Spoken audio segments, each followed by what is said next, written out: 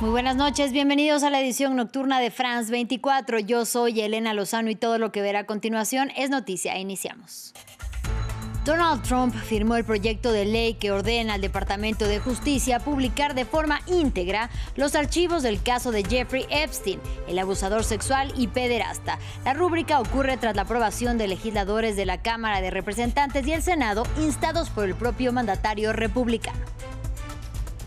Luis Ignacio Lula da Silva afirmó que cada país debe de poder salir de las energías fósiles a su propio ritmo y lo hizo en medio de las negociaciones finales de la COP30 que buscan consensos en temas que han generado divisiones, justamente los combustibles fósiles y el financiamiento climático. El gobierno de México anunció la detención del principal autor intelectual del asesinato de Carlos Manzo, alcalde de Uruapan, asesinado a tiros en un acto público. Se trata de Jorge Armando N., también conocido como el Licenciado, y es líder de una célula vinculada al cártel Jalisco Nueva Generación.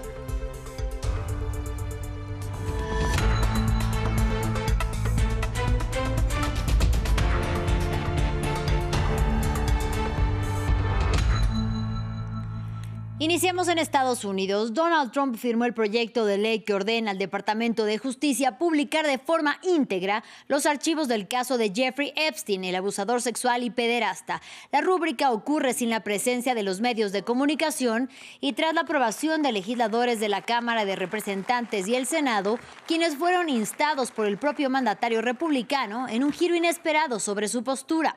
Recordemos que se oponía firmemente a que los documentos salieran a la luz y sin embargo, el texto contempla excepciones que preocupan a las víctimas, ya que permite que el Departamento de Justicia se reserve información que podría ser clave para condenar a los culpables de abuso y complicidad con Epstein. Quizás pronto se revele la verdad sobre estos demócratas y sus vínculos con Jeffrey Epstein, porque acabo de firmar el proyecto de ley para hacer públicos los expedientes de Epstein. Siguiendo mis instrucciones, el Departamento de Justicia ya ha entregado al Congreso cerca de 50.000 páginas de documentos. Y en otro orden de ideas, vamos a Brasil. En Belém, el presidente brasileño Luis Ignacio Lula da Silva afirmó que cada país debe de poder salir de las energías fósiles a su propio ritmo. Y lo hizo en medio de las negociaciones finales de la COP30 que buscan consensos en temas que han generado divisiones, justamente los combustibles fósiles y el financiamiento climático.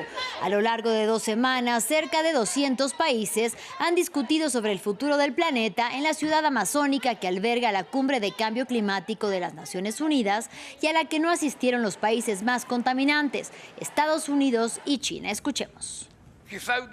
Voy hacia Brasilia con la certeza de que mis negociadores lograrán el mejor resultado que una COP pueda ofrecer al planeta Tierra.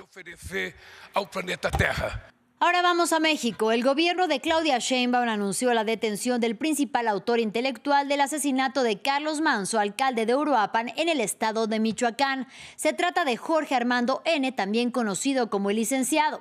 Manzo fue asesinado a tiros el 1 de noviembre en una celebración del Día de Muertos. Era conocido por liderar una cruzada contra el crimen organizado y patrullaba las calles del municipio con chaleco antibalas. Jesús Yajure nos informa. México anuncia el arresto del autor intelectual del asesinato del alcalde de Uruapan, ocurrido el 2 de octubre durante las celebraciones del Día de Muertos. El impactante crimen contra el alcalde Carlos Manzo, cometido a plena luz del día y frente a una multitud, conmocionó al país y provocó protestas en varias ciudades que reclamaron al gobierno de la presidenta Claudia Sheinbaum acciones contundentes contra el crimen organizado. El compromiso del gobierno de México es llegar a la verdad y esclarecer este crimen tan doloroso. El análisis minucioso de evidencias y la coordinación interinstitucional permitió avanzar de manera determinante en la investigación y dio como resultado la detención de Jorge Armando N., identificado como uno de los autores intelectuales y uno de los líderes de la célula delictiva que planearon el homicidio de Carlos Manzo. Se trata de la segunda persona identificada en el crimen. 4 días después, la policía abatió a un joven de 17 años, presunto autor de los disparos contra el alcalde. Michoacán es uno de los estados más sacudidos por la violencia. Al menos 18 autoridades locales han sido asesinadas desde 2006. En Uruapan, el cartel Jalisco Nueva Generación y la banda Los Viagra se disputan territorios. Meses antes del asesinato de Manzo, otro grupo del crimen organizado asesinó a 2 asesores de la alcaldesa de Ciudad Ciudad de México, Clara Brugada. Hace una semana, Sheinbaum, que descontinuó la política de López Obrador denominada abrazos y no balazos, lanzó un plan de seguridad para Michoacán.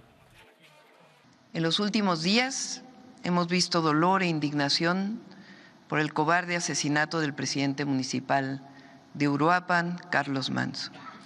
Compartimos el sentimiento.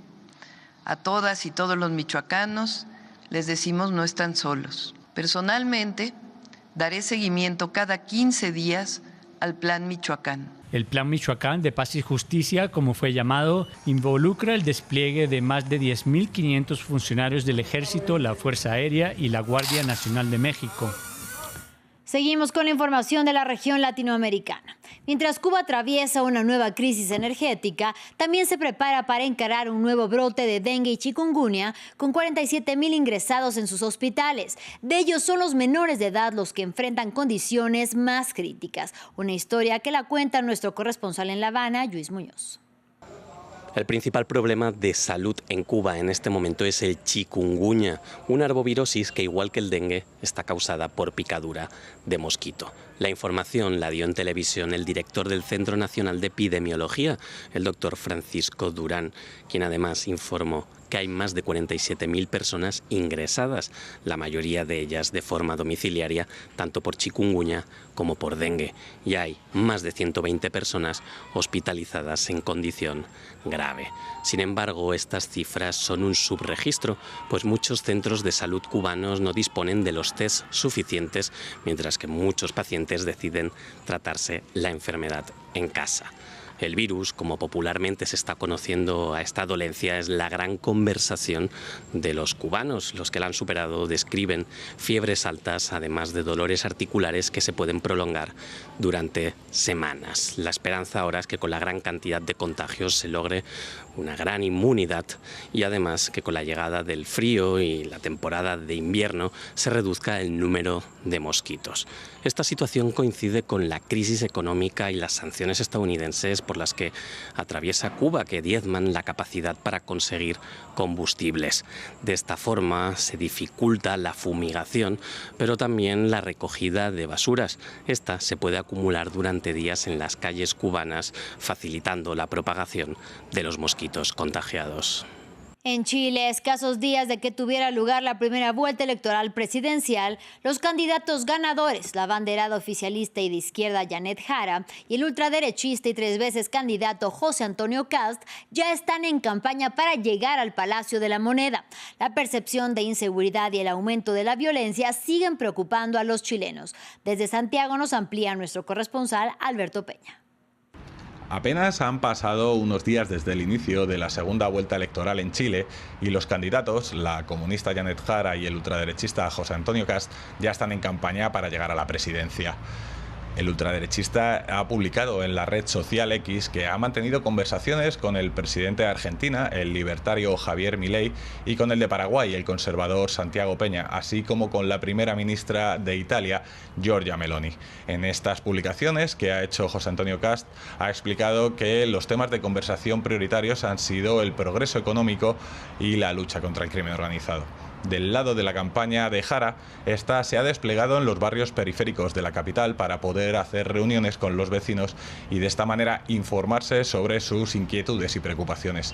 Jara también ha emplazado a José Antonio Kast a acudir a los debates televisivos programados durante las 4 semanas que quedan antes de las elecciones definitivas el 14 de diciembre, ya que el ultraderechista había anunciado que no tenía en agenda el debate que estaba programado para este domingo. Asimismo, Jara también ha explicado que van a tomar iniciativas o propuestas de otras candidaturas que no pasaron a segunda vuelta para incluirlas dentro de su programa electoral, y ha mencionado propuestas del candidato de derecha o populista Franco Parisi y de la representante de la derecha tradicional Evelyn Matei. Finalizamos en Indonesia. Las autoridades del país asiático elevaron al nivel 4, el máximo de la escala, la alerta sobre el volcán Semeru. En la isla de Java, el volcán expulsó nubes de ceniza de hasta 2 kilómetros de altura sobre la cima de la montaña y la Agencia de Vulcanología de Indonesia llamó a los residentes a mantenerse a una distancia de 2,5 kilómetros. Esto debido a los riesgos que implicaría que brote lava de uno de los 130 volcanes activos del país. Personas han comenzado a ser evacuados. Así llegamos al final de este espacio informativo. Gracias por su compañía y hasta la próxima.